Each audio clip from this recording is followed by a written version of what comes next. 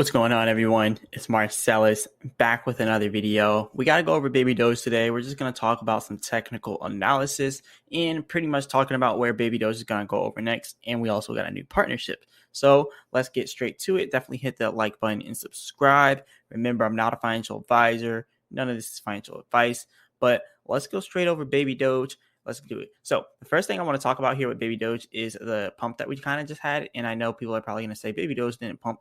But look, we did go all the way down here to about 1257. And from that 1257 area here, you can see Babydoge then climbed all the way up here to a whole peak of about 1323. Right now we're at 1309. So Babydoge still has that potential to hit this resistance like I mentioned yesterday. So we broke that support like I also mentioned.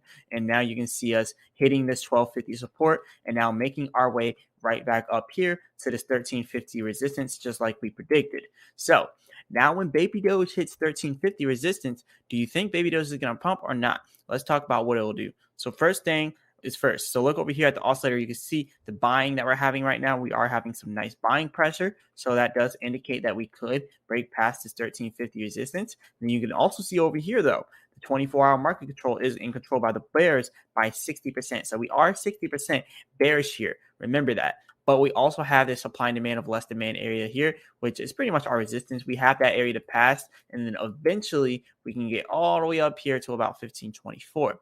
So there is a possibility for Babydoge to rise, but really we do need the Babydoge swap to come out, the actual version of the swap, the main net. We got the test net, but there are a lot of errors on the test net. We just need to get the main net out there. And then once we actually get the main net out there, I think Babydoge has a huge possibility of just pumping huge after that. So we really need to get the main net. So anyways, here is the test net. I've been talking about this on all my videos, but as you can see, the test net does have some errors here, but there's not many errors, to be honest. When you look over here, it does show insane amounts for total liquidity, which we know we don't have all that liquidity there.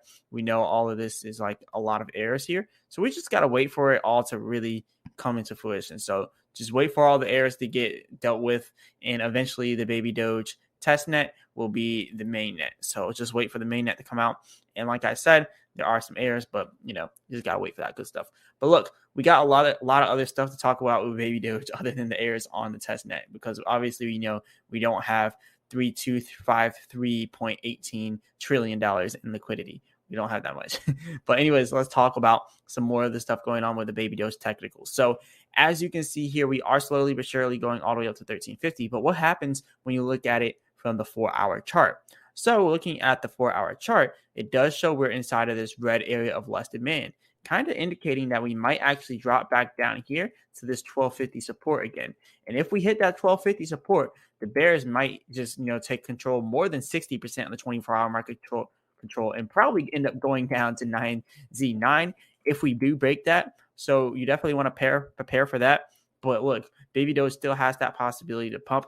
Not much has really changed with the technicals other than this area here that we talked about how we hit that 1250 support. So right now we're just waiting for us to hit this area here all the way up at a 1350 resistance. And then that's when I'll be making another update video. So that'll probably end up happening tomorrow. We'll probably end up hitting it there. And if we do get rejected at this 1350, then just expect for it to go back down to 1250 if we do get rejected. And if we don't get rejected, then I'm expecting it to go out to this resistance that we talked about at 1550. So that's what we got to look out for immediately with Babydoge. Now, when it comes to Bitcoin, you can see that Bitcoin is kind of trying to do a little bit of a reversal here. You can see over here on the oscillator, we are a little bit overbought here on the oscillator. So you're seeing an overbought area. So you're going to start seeing selling coming after that. And you also see it's still bearish by 60%, kind of like Babydoge. But the red area that we were in, which is less demand for Bitcoin, we just now turned that red area green, which indicates that there is more demand for Bitcoin around this area.